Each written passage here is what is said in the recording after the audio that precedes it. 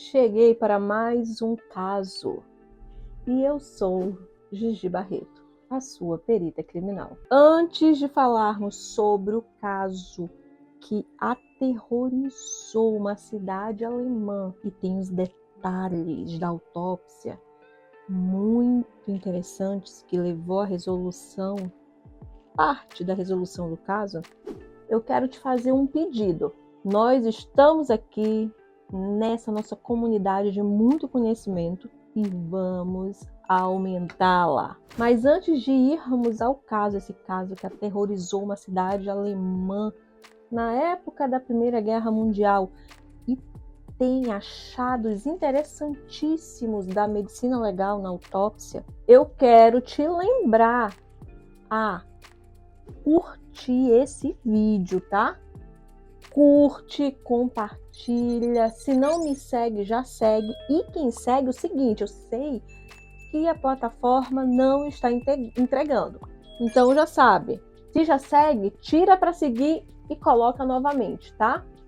Vamos ver aí se a plataforma começa a entregar. E outra, não fica esperando a plataforma entregar, não. Toda quinta-feira aqui. Eu estou fazendo, assim, um esforço para estar aqui toda quinta-feira. Porque esse TDAH aqui você já sabe, né? A gente já conversou sobre esse TDAH. Mas eu disse, é promessa, eu tenho que cumprir essa promessa. Está sendo muito bom. E também falar o seguinte, para quem não gosta desse meu jeito meio lento de falar, né? Que é por causa do TDAH. Acelera, filho. Acelera. Acelera e nada de reclamação. O derradeiro recado. Fichadas de Manaus.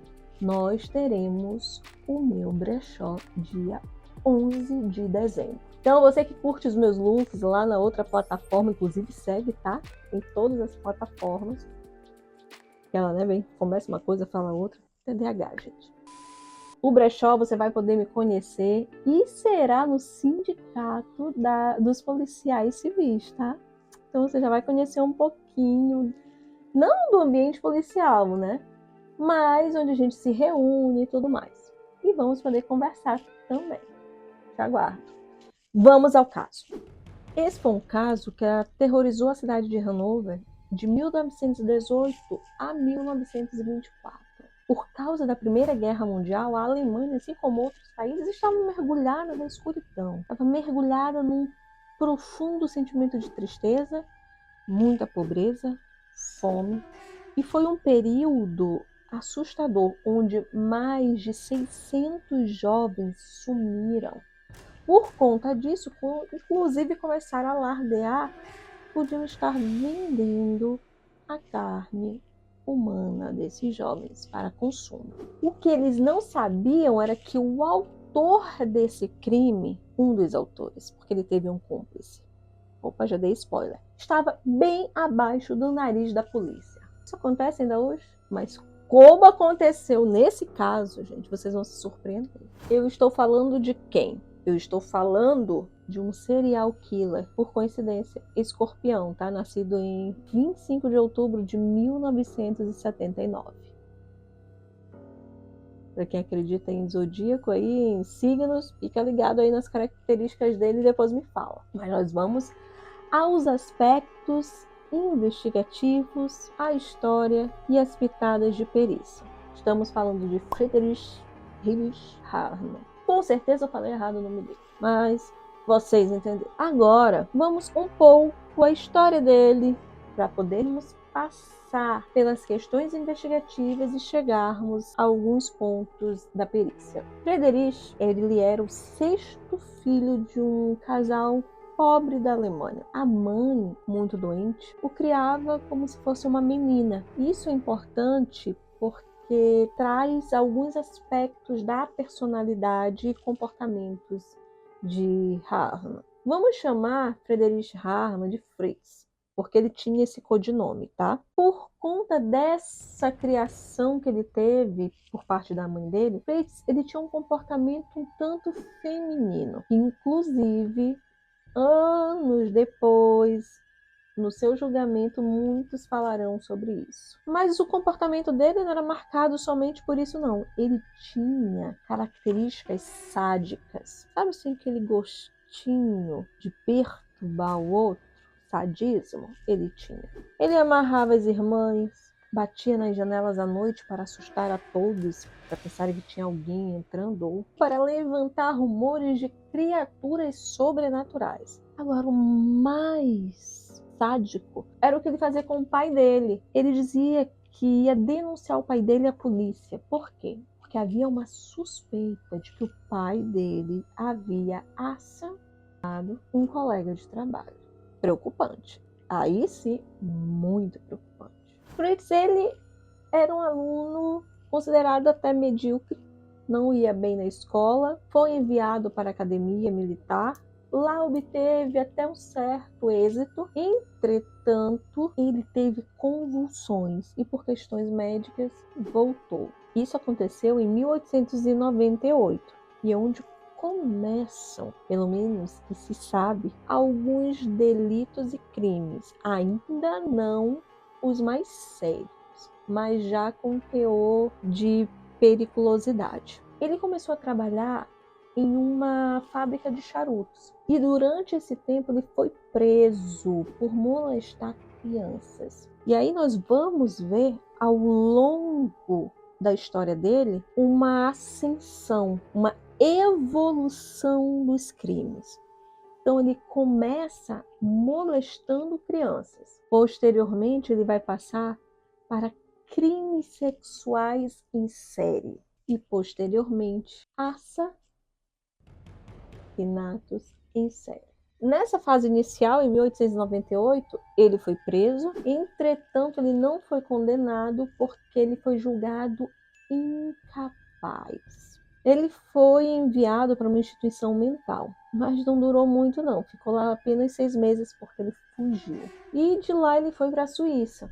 E só retornou à Alemanha um pouco antes dos 20 anos. Quando ele chegou na Alemanha novamente, ele seduziu uma moça, uma jovem, e casou com ela. E teve um filho com ela. Só que ele a abandonou. O motivo, novamente, a vida militar. Ele voltou como soldado, teve sucesso, inclusive, nessa nova fase dele. Entretanto, ele não teve muita sorte. Em 1901, ele passou a ter fortes convulsões e foi diagnosticado como portador de uma deficiência mental não identificada. O pai dele tentou ainda interná-lo novamente em uma instituição, mas não obteve êxito. Logo em seguida ele tentou montar um negócio próprio, mas também não deu certo. Por conta disso, ele começou uma série de delitos, roubos, para se sustentar. E passou cerca de 2 décadas sendo preso por conta desses pequenos delitos. E isso fez com que ele se tornasse muito conhecido entre os policiais. O que fez, inclusive, Fritz se tornar um informante da polícia alemã lá de Hannover. Isso em 1918, na derradeira soltura dele. Esse é um ponto crucial, porque vocês vão entender, ou não, né? Porque eu não consigo entender. O motivo dele nunca ter sido investigado por conta dos crimes que estavam aterrorizando a cidade, mesmo tendo alguns indícios contra ele. Em 1918 é quando a Primeira Guerra Mundial realmente começa. E Fritz, que já vinha na penúria, passou a viver uma pobreza muito maior. Não sabemos se é por conta disso, se isso foi não gosto dessa palavra, um gatilho. Então, com isso, ele passou para um nível seguinte. Não mais os crimes sexuais em série, mas os assassinatos em série. Em 1918, ele faz a primeira vítima dele, Friedel Roth. Amigos da vítima, familiares, afirmavam que tinham visto Friedel com Fritz. Por conta disso, a polícia foi até o apartamento do Fritz. E quando chegaram lá, encontraram ele com um adolescente, mas não fizeram busca alguma no apartamento. E por conta disso, ele respondeu apenas ao crime de agressão sexual, por ter seduzido o jovem por cerca de 9 meses. Logo em seguida, Fritz, pelos acasos do destino, conheceu quem? Hans Gram.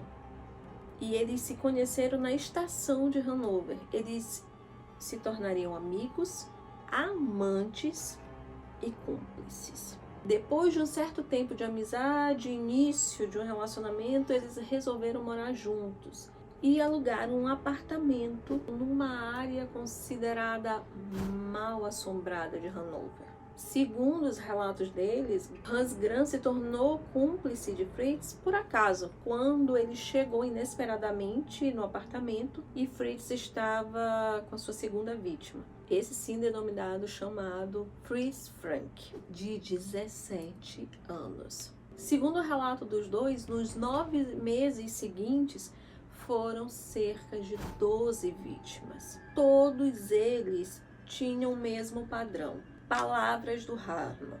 Nunca tive a intenção de machucar aqueles meninos, mas sabia que se eu continuasse, alguma coisa aconteceria. E isso me faria chorar. Eu me jogaria por cima daqueles meninos e morderia o pomo de Adão, estrangulando-os ao mesmo tempo. Olhem só, eu não sou psicóloga forense, mas eu amo a psicologia forense. E os anos de trabalho nos dão um certo olhar, né? Ele é um homem que foi criado pela mãe como se fosse uma menina. O ódio que ele tinha pelo pai, e ele ataca justamente onde? Num sinal de virilidade masculina. É uma característica secundária masculina na evolução, o pomo de Adão.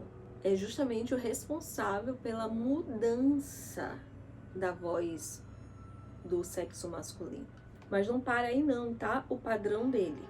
Após a morte de suas vítimas, ele desmembrava cada parte do corpo, todos os membros, e tirava a carne. Aí, vamos lá, esse desmembrar, será que era porque ele brincava com as bonecas? Isso aqui é só algo que eu estou pensando, tá? Ou pode ser pela questão da facilidade em se desfazer do corpo. Eu fico com essa segunda alternativa, e você? As partes do corpo desmembradas eram jogadas no rio Lane, e os objetos de valor, alguns eles retinham, outros eles vendiam para fazer dinheiro para o sustento de ambos. O negócio deles estava indo bem, né? Que se tornou um negócio. Convenhamos. Vendia os itens, fazia dinheiro.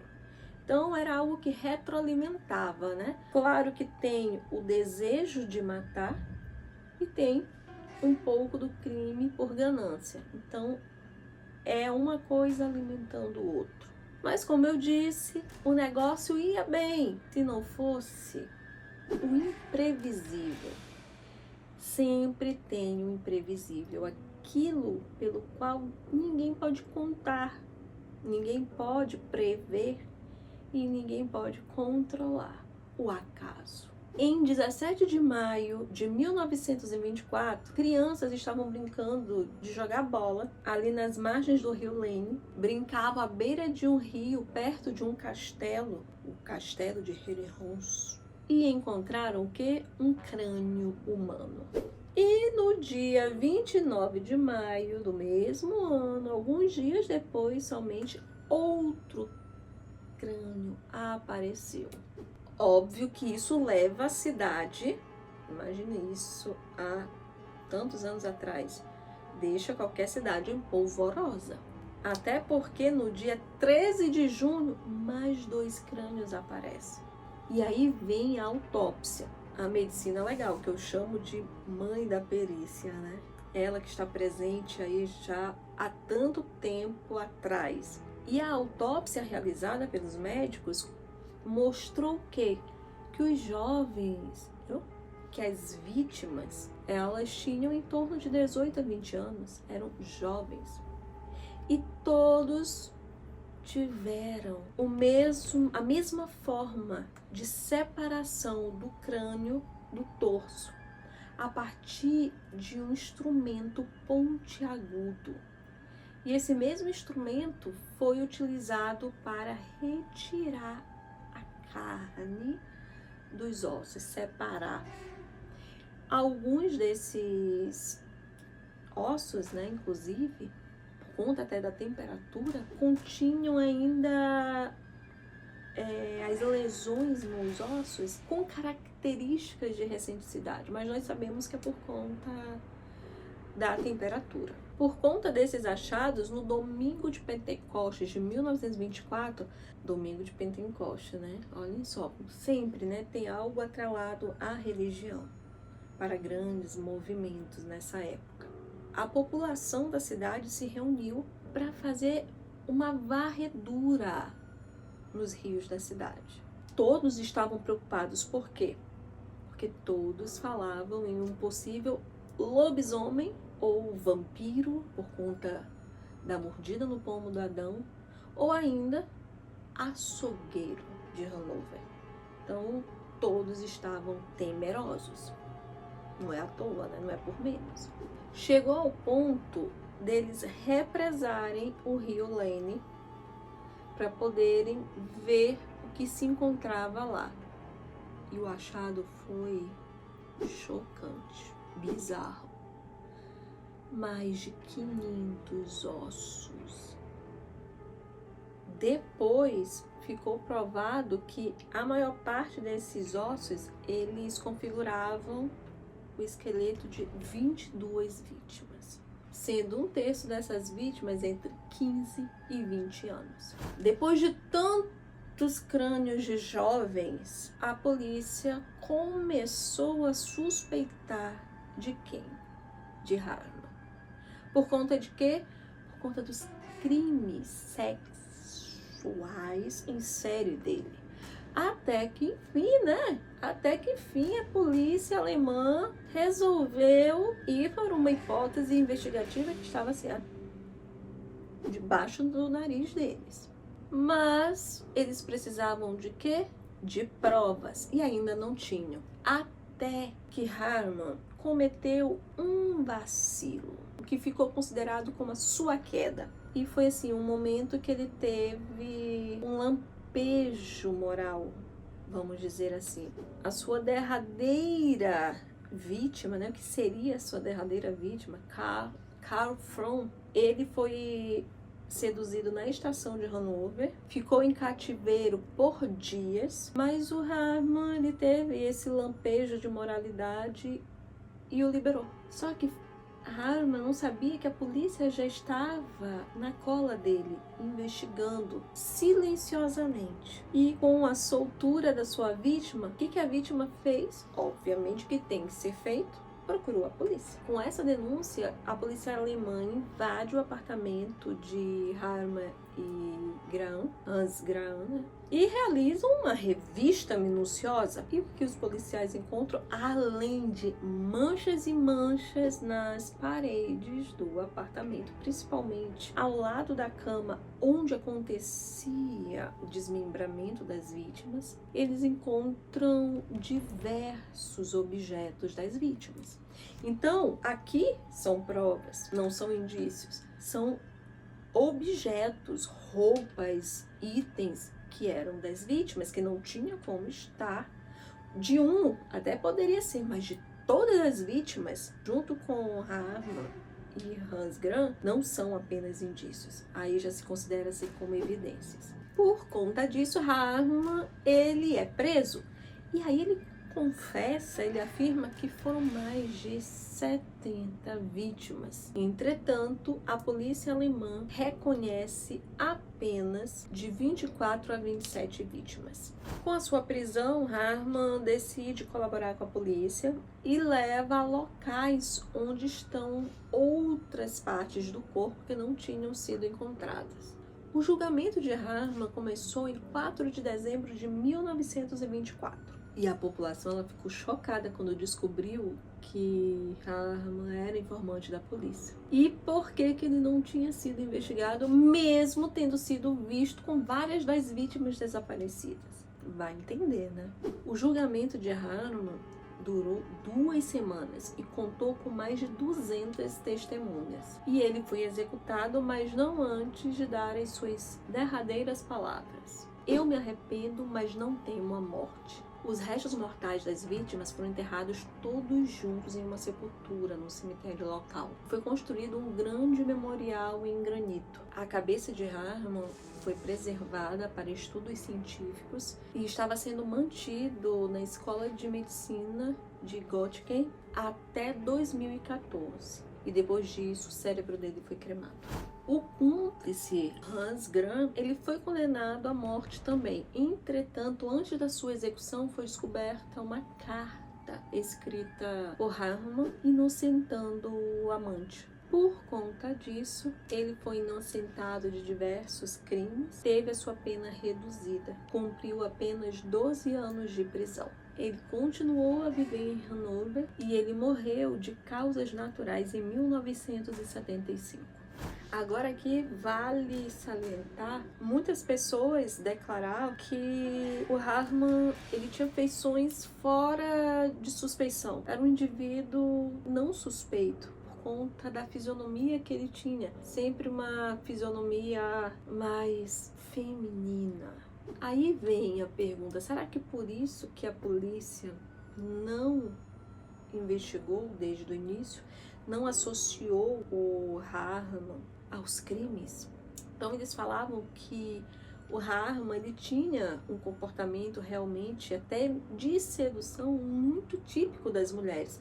Morder a boca, sorrir com os olhos, aquela voz mais aguda. Essa pode ser uma das explicações. Então nós podemos ver que às vezes o histórico familiar ele vai pesar sim como as situações elas se apresentam e como tiramos proveitos dessas situações.